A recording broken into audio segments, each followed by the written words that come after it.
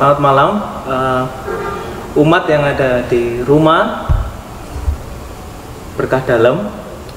Pada malam hari ini kita akan bersama-sama berbincang dengan Romo Carolus. Sekaligus perbincangan ini sebagai pengantar kita sebagai umat paroki Santo Stefan Cilacap untuk memasuki masa Prapaskah. Dan pada malam hari ini Romo Carolus juga akan ditemani oleh Mbak Nita.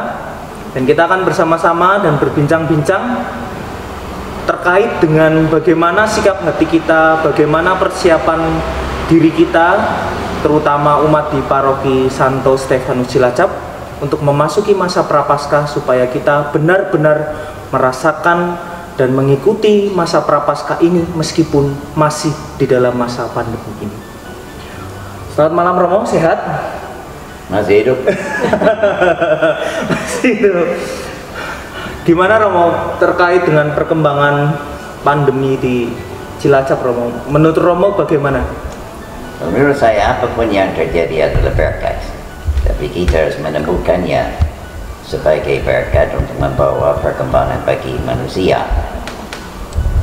Saya tidak percaya bahwa Allah menghukum manusia, tapi Allah menciptakan segala-galanya dengan hukum alam.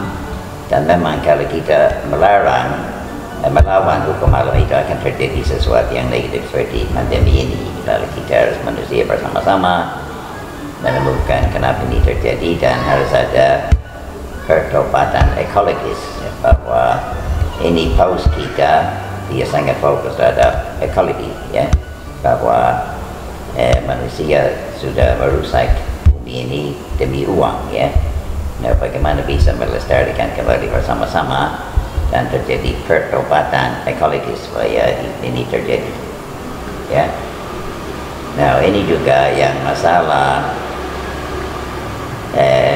ya, juga pertama kali saya terima kasih kepada seksi katekisis yang memberi kesempatan kepada saya untuk berbicara dengan umat, karena kita tidak bisa kumpul perorangan atau bersama-sama di gereja, tapi terima kasih atas kesempatan ini supaya kita bisa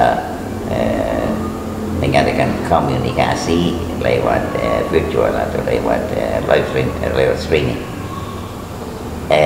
Kita selalu harus berangkat bahwa, ya, saya mungkin umat sudah bosan dengar bahwa saya percaya semua orang masuk surga, dan saya yakin sekali semua orang masuk surga. Saya percaya ini kabar gembira yang harus disampaikan pada siapapun. Tetapi Allah juga ingin kita bahagia di dunia ini dan mengutus Yesus sebagai kakak kita, sebagai teladan bagaimana kita bisa bahagia. Now, kalau saya bisa cerita sesuatu yang saya syukuri dan saya kira pantas kita syukuri bersama-sama, adalah pengalaman sekian tahun yang lalu ada mahasiswa dari Institut Agama Islam Negeri Yogyakarta yang datang ke pastoran dengan permintaan bahwa dosen dia menyuruh dia mengadakan studi banding antara cara gereja Katolik mengajarkan Injil, kitab suci, kepada umat, dan kumpulan Muhammadiyah mengajarkan Al-Quran kepada umat mereka. Nah, saya merasa ini kesempatan yang baik sekali, karena percaya sekali semakin kita kerjasama antar umat beragama semakin bagus.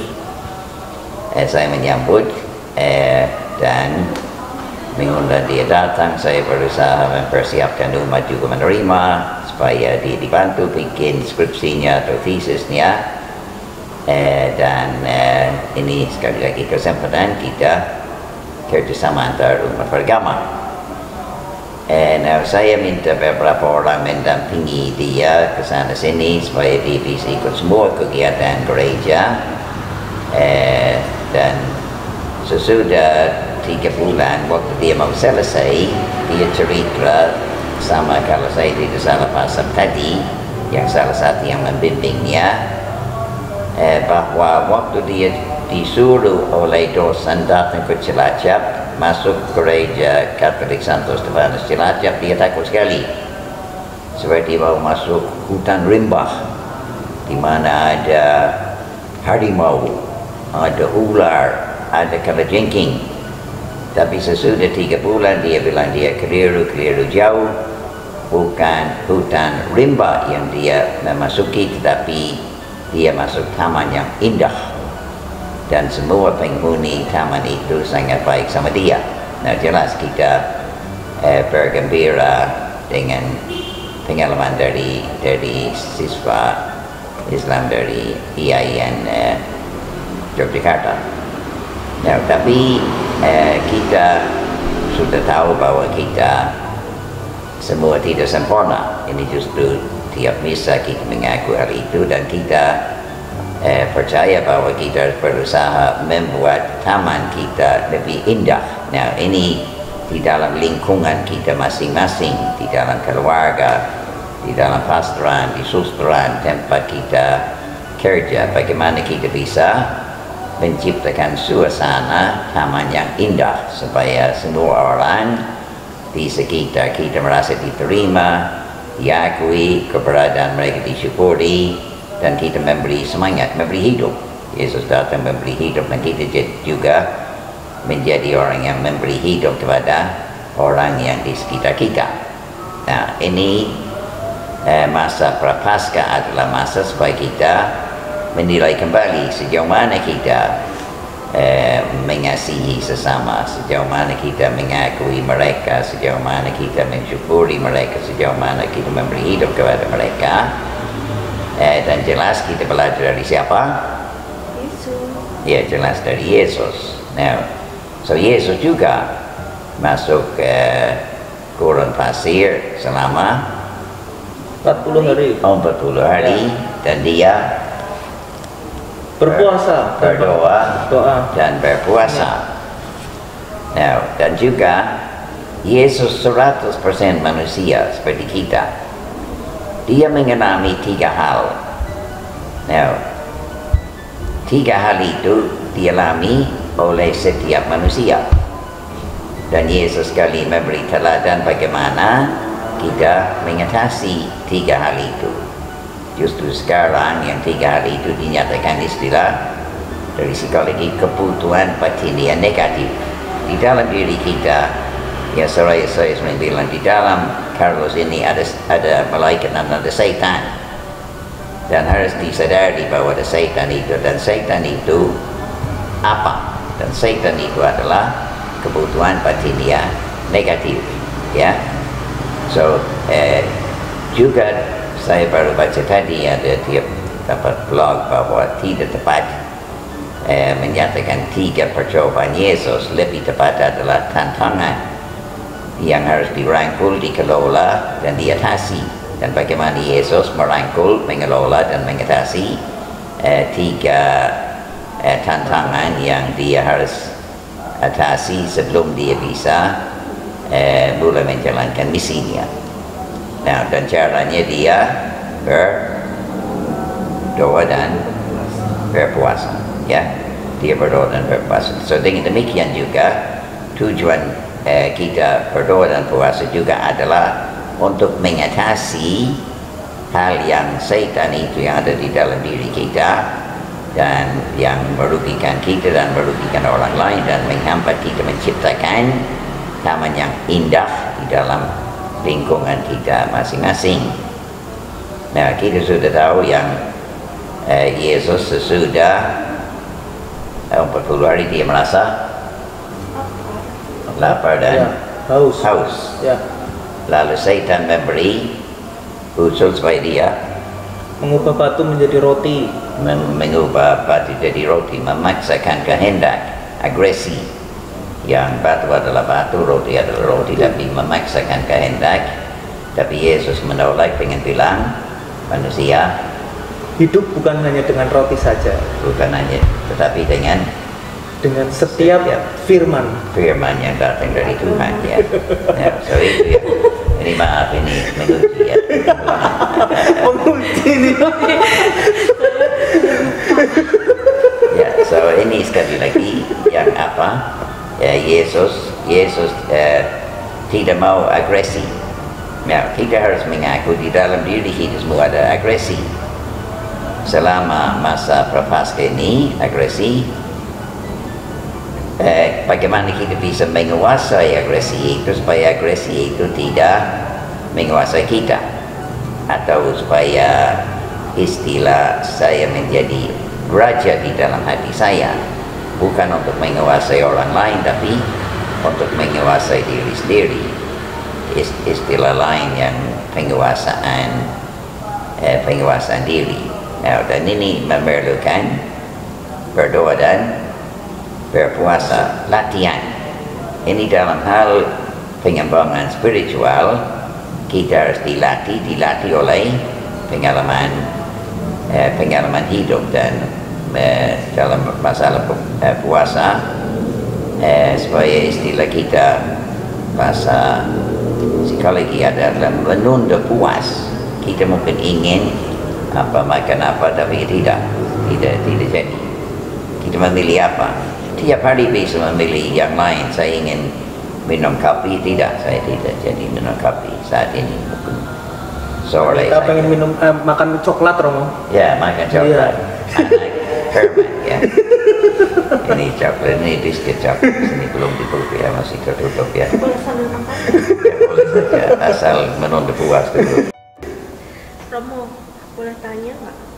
Kalau kita kan udah bertahun-tahun, dari kecil sudah diajak untuk berpantang, berpuasa. Nah, lalu kalau saat ini Romo, kita kan ketemu dengan yang namanya pandemi. Nah, maknanya Prapaskah, terus bagaimana sebaiknya kita mengambil inisiatif untuk berpantang dan berpuasa, terutama dalam masa pandemi ini, Romo. Gimana, Romo? Ya, justru itu yang protokol kesehatan. Kita ingin salaman, tapi kita sudah tahu kalau saya salaman, saya bisa memberi penyakit kepada orang lain kalau tidak jadi. Atau masalah ya seperti maskernya tidak enak ya, tapi saya dengan sengaja saya pakai masker ya. Atau juga ingin dekat sama orang tapi menjaga jarak. So justru minta hati, protokol kesehatan, semua itu adalah menekankan diri. Kita istilah saya lihat sedular yang ada di papan di kabupaten. Iya. Istilah apa ya? Salaman. Tetap sedulur. Ora salaman tetap sedulur. Sedulur ya. Yeah. So ini sekali lagi ini salah satu ya. Dan juga kita justru dengan itu kita mentadi, dan juga kita ingin pergi kemana-mana ya. Tapi kita dengan tidak yang nasihat dari Presiden dari pemerintah adalah tetap di rumah sendiri ya, jangan kumpul dengan banyak orang. Kita ingin kumpul. Nah, ini juga masalah juga dengan misa, dengan kita memaksakan kumpul dan memberi penyakit kepada orang lain ya, kita bisa berdosa dengan kumpul untuk mengadakan misa.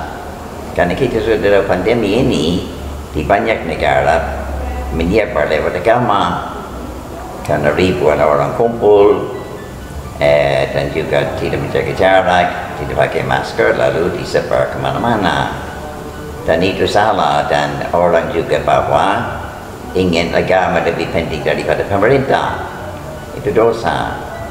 Kita harus memberi kepada kaisar apa yang hak kaisar, yang pemerintah punya hak dan kewajiban untuk melindungi masyarakat ya, dan agama harus taat sama pemerintah, taat sama ahli. Dan ini juga bagian dari berpuasa dan berpantang dari keinginan yang biasa kumpul, bergaul dan lain-lain, lalu tidak, karena kita tidak mau menjadi penyebar virus ya. Kita taat sejauh mana bisa, tidak harus terlalu terlalu fanatik, tapi pokoknya sejauh mana kita selalu minta hati semua yang disampaikan kepada kita. Ini bagian dari Jadi ini termasuk pengendalian diri ya, Romo, Ya. maksudnya ya? Ya, pengendalian penguasaan diri, jadi ratu di dalam hati Anda atau jadi raja, ya. Romo, Pak Menteri Agama itu pernah mengatakan Romo, bahwa orang Katolik itu adalah orang-orang yang disiplin. Tadi Romo berbicara tentang bagaimana di dalam masa prapaskah ini kita harus mengendalikan diri, menunda puas. Kira-kira Romo, umat di paroki kita ini, ya kan, apakah cukup disiplin? Kira-kira Romo, baik dalam berpantang dan puasa, baik untuk tetap berjaga di rumah. Nah, kira-kira benar nggak ya apa yang dikatakan Pak Menteri Agama ini? Kita memang senang dengan mendengar hari itu, seperti senang dengan yang pemuda yang mengatakan dengan datang ke Cilacap dia masuk taman yang indah, ya kita merasa senang. Tapi saya juga sebelum dia pergi saya bilang, maaf Mas, saya sudah urus supaya Anda tidak ketemu harimau Katolik, kalajengking Katolik, Katolik karena memang ada. Tapi diatur supaya Anda tidak ketemu. Nah, ini masuk perdobatan supaya harimau Katolik, kalajengking Katolik, gula Katolik dia bertobat. Termasuk saya sendiri ada saat lomba kalau jadi macan. Kalau memarahi orang itu saya mengembangkan agresi. Saya harus sadar dan mengakui saya kadang-kadang agresi, memarahi orang atau apa, dan itu dosa, berdosa, sungguh-sungguh berdosa, ya. Bahwa tapi kita harus bantu satu sama lain, ya. Kita di dalam keluarga, suami istri, ya, suami istri, anak-anak, sejauh mana merasa bahwa keluarga kita taman yang indah. Atau saya tanya Romo Vidi merasa di sini taman yang indah atau hutan yang lebat, dan meskipun di sini ada monyet banyak, tapi ini monyet yang paling besar di sini adalah Romo Carolus. Nah Romo, tentang keluarga nih Romo, kita kan APP di rumah saja nih Romo, nggak boleh bertemu, nggak boleh berkumpul. Padahal kita di rumah kan agak malas gitu Romo, terus ada yang sibuk, satu enggak, nanti yang satunya sibuk gitu Romo. Apalagi anak-anak nih yang kita masih muda-muda ini kan alasannya banyak Romo. Gimana biar kita bisa tipsnya untuk bisa bareng gitu Romo? Tidak tentu yang anak atau yang muda, saya kira yang tua saja sama saja. Yang tua juga banyak alasan ya Romo. Pokoknya sampai mati saya mengaku pada Allah sekalian berdosa pikiran, perkataan, perbuatan, kelalaian. Saya berdosa sungguh-sungguh. Tapi justru itu bahwa kita harus menyadari dan mengakui. Tapi kita harus selama masa prapaskah mencari. Seperti yang nomor 2, tantangan Yesus adalah dia diangkat ke gunung yang tinggi, dan kalau menyembah setan dia bisa menguasai dunia. Nah, kita semua secara sadar atau tidak sadar ada keinginan untuk mendominir, untuk menguasai pasaran ini supaya saya aman. Lalu kalau Romo Vidi datang, saya harus jangan sampai dia tidak merasa tidak aman, harus penyesuaian, ya.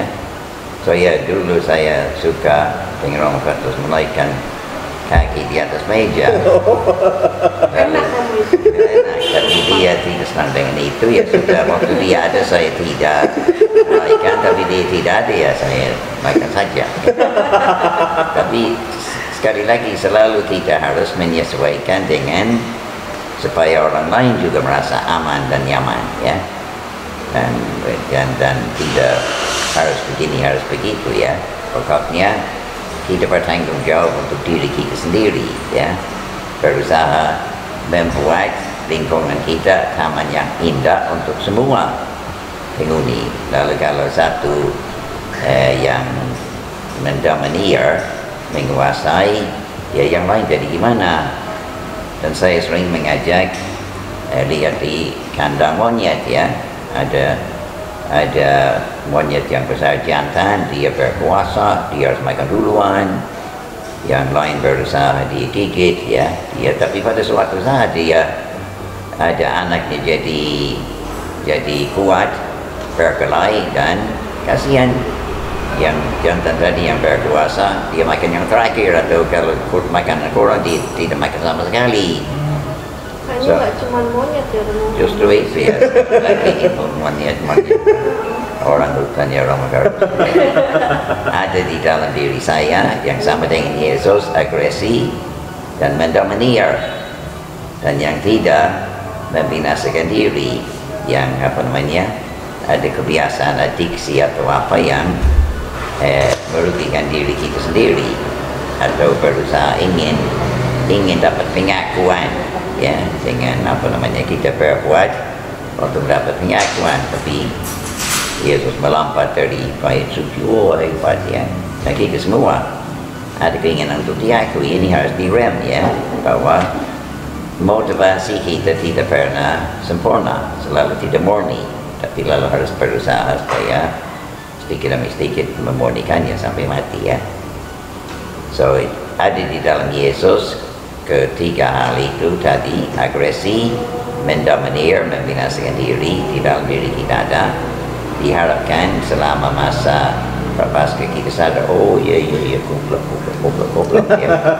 Dan juga tanya, kalau lebih-lebih laki-laki, so para bapak harus tanya istri, apakah Anda merasa saya membuat rumah ini aman untuk saya, dan Anda sama anak-anak jadi tidak aman ya? Tadi saya sudah omong sama Romo Bidi, kemarin ada pelajaran persiapan pernikahan, saya tidak pesan laki-laki harus menyadari yang pandai masalah kasih adalah perempuan, dan perempuan harus jadi pelatih, dan laki-laki harus siap dilatih oleh istri untuk belajar dengan masalah mengasihi ya. Dan kalau Romo kurang ajar ya maklumlah, karena pengaruh tidak ada perempuan pengaruh. Iwan pengapunten. Romo, sebelum yang terakhir, tadi kan kita sudah menahan diri, menunda puas, lalu menciptakan taman yang indah di dalam keluarga. Sebenarnya taman yang indah ini mau mengarahkan keluarga itu kemana? Bahagia. Kebahagiaan. Bahagia. So tadi Allah betul-betul ingin kita bahagia. Nah, berbahagialah orang yang mendengarkan sabda Tuhan dan tekun. Dan itu nantinya suasana Paskah ya Romo yang ya, akan Paskah yang ada. Tapi selama ada istilah Allah senang, istilah Inggris, God loves a cheerful giver. Allah sayang orang yang memberi dengan gembira, bukan dengan merasa terpaksa atau sebagai korban, saya sedang berkorban demi kasih dan lain-lain. Tapi sekali lagi supaya kita memberi dengan gembira, melayani dengan gembira, mengabdi dengan gembira, menomorsatukan orang lain dengan gembira ya. Romo Carolus gembira nggak Romo? Melayani di paroki Cilacap. Saya harus tanya Romo B. Apakah Romo Carlos agresi? Kalau kebanyakan ngalah capek nggak? Kan bosan. Tapi gembira ya Romo ya? Gembira. Tapi sekali lagi, karena saya dari psikologi, saya mempelajari hal ini sudah bertahun-tahun. Tiap kali ada Romo yang datang, bagaimana supaya Romo itu kekerasan ya, dan jangan bikin dia tidak diterima ya. Tapi dan dia menyampaikan ya, dan sekali lagi kita berusaha melayani. Tapi jelas semakin kita Kristiani, semakin kita bahagia. Ini penting sekali bahwa ajaran Yesus membahagiakan. Memang tidak selalu menyenangkan, tapi membahagiakan ya. Dan ini masa prapaskah, jangan cari senang ya. Kalau cari senang ya kita akan merugikan diri sendiri dan merugikan orang lain. Kita bahagia sekali lagi sejauh mana kita mendengarkan sabda Tuhan, mereka melaksanakannya, dan Allah sekali lagi ingin kita bukan hanya bahagia di surga, tapi di dunia ini lumayan bahagia dengan berusaha menjadikan lingkungan kita. So dengan doa sesudah Bapa kami, supaya fokus hidup rukun ya di dalam keluarga, di dalam lingkungan kita masing-masing. Lalu di berikutnya dengan menjadi orang yang membawa damai ya. Dan ini supaya kita doa itu kita yang doa sesudah Bapa kami adalah doa yang menginginkan kita menciptakan taman yang indah, tapi supaya doa itu jangan sampai hanya bibir kita, tapi kita dengan hati mendoakan doa itu. Dan bagaimana supaya saya bisa membahagiakan orang yang di sekitar saya dengan mudah, dengan senyum, dengan selalu menyapa, selalu mengucapkan terima kasih. Tapi terima kasih yang sungguh-sungguh, bahwa kasih harus diciptakan oleh kita bersama-sama. Dan juga dengan anak-anak, dan anak-anak nomor satu, saya mati-matian keluarga ramah, anak bukan ramah, bapak bukan ramah, ibu ramah anak-anak ya. So ini juga supaya mereka, karena mereka sedang dibentuk.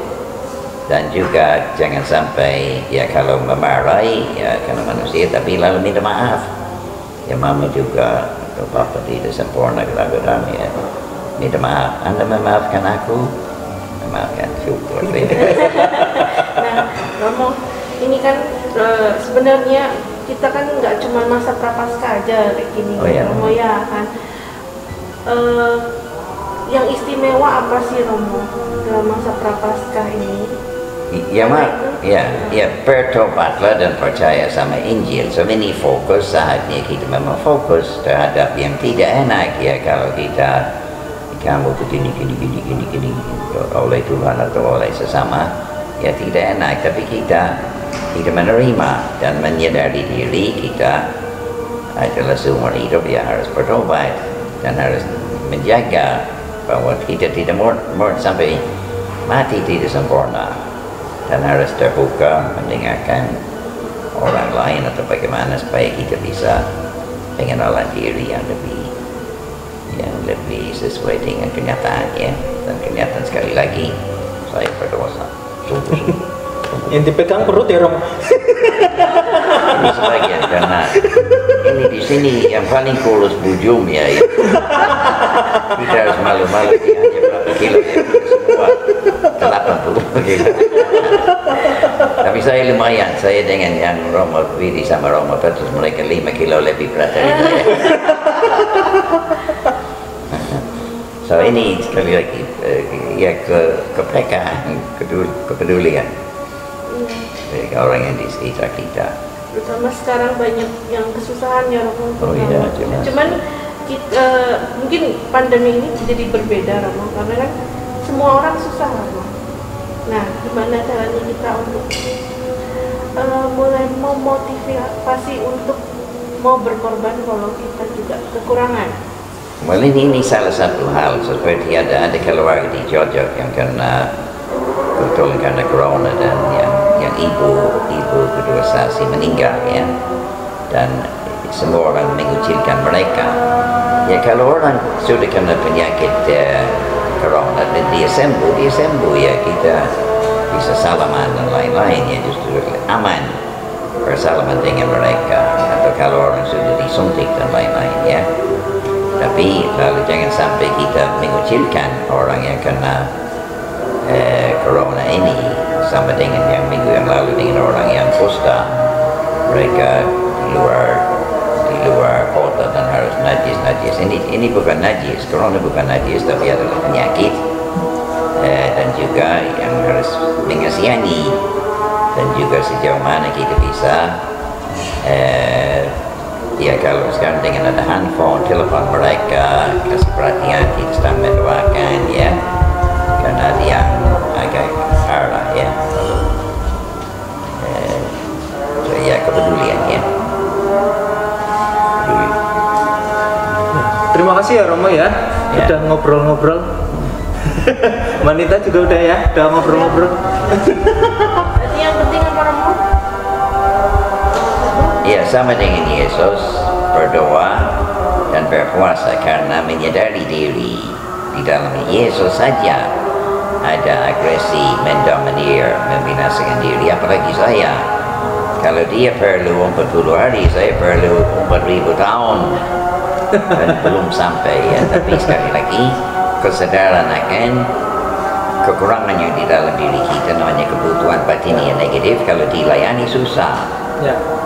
Dan menyusahkan diri sendiri, menyusahkan orang lain. Lalu Yesus mau membebaskan kita, tapi kita mau dibebaskan ya, menyadari sedang diperbudak ya. So seperti Paus minta supaya games, anak yang sudah diperbudak oleh games, apakah dalam masa prapaskah bisa dibimbing supaya dia juga ya jangan, atau dengan medsos ya, supaya kita jadi budak handphone dan lain-lain, supaya kita mematikan handphone, mematikan games atau bagaimana, dan memberi waktu kepada Tuhan ya. Kurangnya itu boleh. Ya, ya. Terima kasih ya Romo ya sudah ngobrol bersama. Ya. Saya juga sekali lagi terima kasih kepada seksi katekisis Dewan Rocky yang memberi kesempatan kepada saya omong dengan umat yang mudah-mudahan berguna, dan dengan kesadaran bahwa apa yang saya menyampaikan kepada Anda, saya juga tahu saya harus menyampaikan itu kepada diri saya yang berdosa ini. Terima kasih. Ya, tadi kita sudah berbincang-bincang dengan Romo Carolus dan juga Mbak Nita. Tapi sebelum kita menutup perbincangan kita pada malam hari ini, kita akan memutarkan sebuah lagu yang tentunya bisa menginspirasi kita semua, terutama bagaimana Maria Magdalena untuk bersikap, bertindak. Dan penasaran? Kita simak cuplikannya.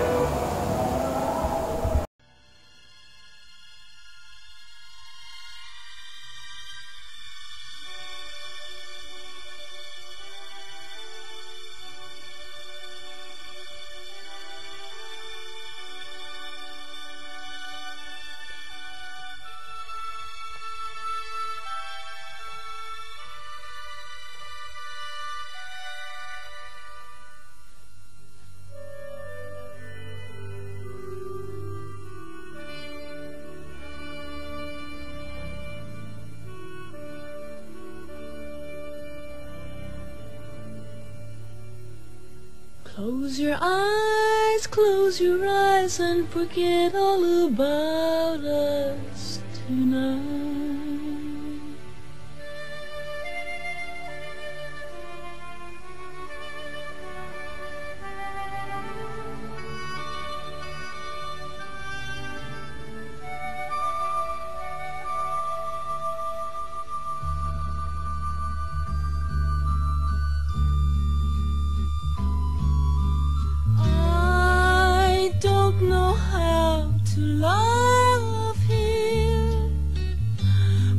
To do, how to move him. I've been changed, yes, really changed in these past few days. When I've seen myself, I seem like someone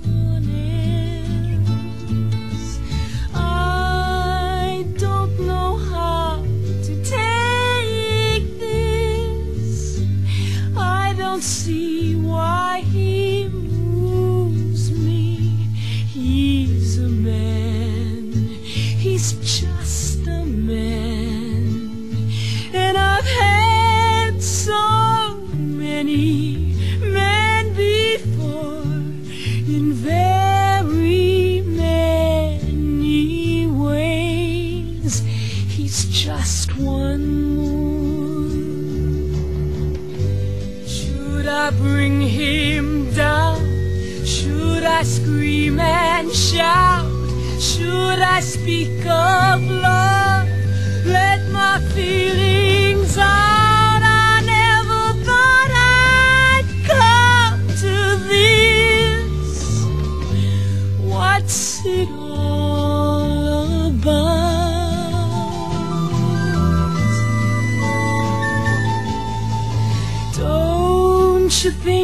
it's rather funny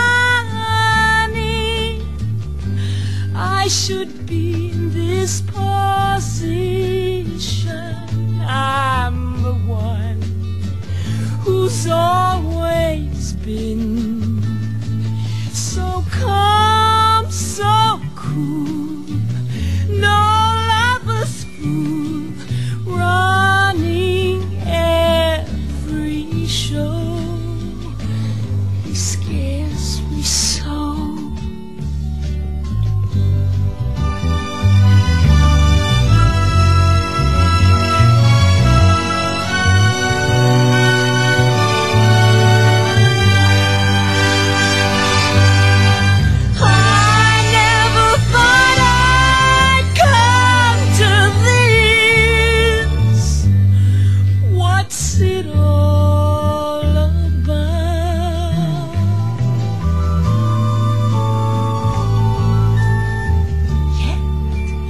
If he said he loved me, I'd be lost, I'd be frightened.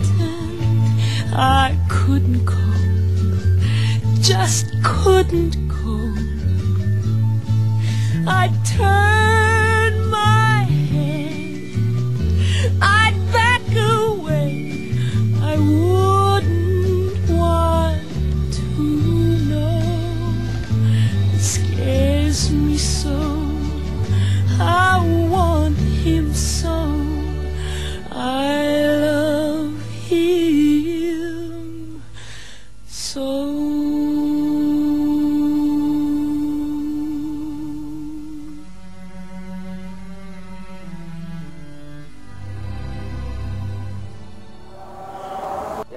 Romo, frater, suster, bapak ibu, saudara-saudari sekalian, itulah perbincangan kita sekaligus sebagai pengantar dari Romo paroki kita terkait dengan masa Prapaskah dan bagaimana kita sebagai umat beriman memaknai. Poin yang penting adalah bagaimana kita menciptakan taman yang indah supaya kita dapat berbahagia untuk diri kita sendiri, untuk keluarga kita dan orang-orang di sekitar kita. Dan terima kasih atas kebersamaan kita pada malam hari ini. Selamat melaksanakan pantang dan puasa. Tuhan memberkati. Amin.